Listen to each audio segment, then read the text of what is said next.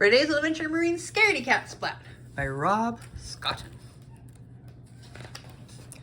Scaredy Cat Splat by Rob Scotton. Mom, cried Splat, there's a scary spider on my jack-o'-lantern. He's small and hairy with really funny eyes. Splat's voice wobbled with worry. But you're small and hairy with really funny eyes, said his mom. Splat thought for a moment. But I haven't got 8 legs, he replied. If you had, maybe you would be a very scary spider too, teased his mom. Splat made a scary spider face. Splat's mom caught the spider under a glass jar. Splat looked closely at the spider. It didn't look so scary, not that it was trapped. Can I take the spider to school for Halloween? Asked Splat. We've all made jack-o'-lanterns and everyone's dressing up in costumes, and Mrs. Wimpledimple is going to tell a ghost story, and there's a prize for the scariest cat, and I want to be the scariest cat. So please, can I take the spider to school? Please, he added, without taking a breath. Okay, said his mom. Where's your Halloween costume? Asked his mom. Splat pulled a broom from the closet and set astride. Ah, look at me, I'm a very scary witch's cat, cried Splat, racing around the kitchen. You certainly are scary, said his mom. Then disaster struck. Splat tripped over his tail with a crack. The broom handle split in two. His scary witch's cat costume was ruined. Now I've got nothing to wear, Splat groaned. Even Seymour couldn't console him. Splat's mom had an idea.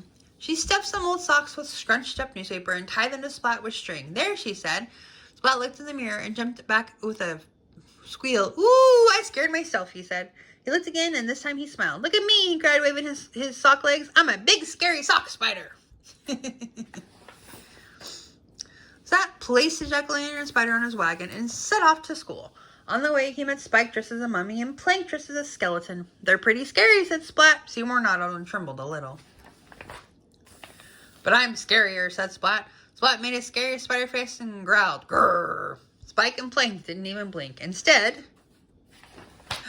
boo, cried Spike. Boo, cried Plank. Splat yelped and jumped high in the air and landed in a heap. Ah, Splat sighed. Spike and Plank are both scarier than me. Seymour nodded and trembled a little bit more.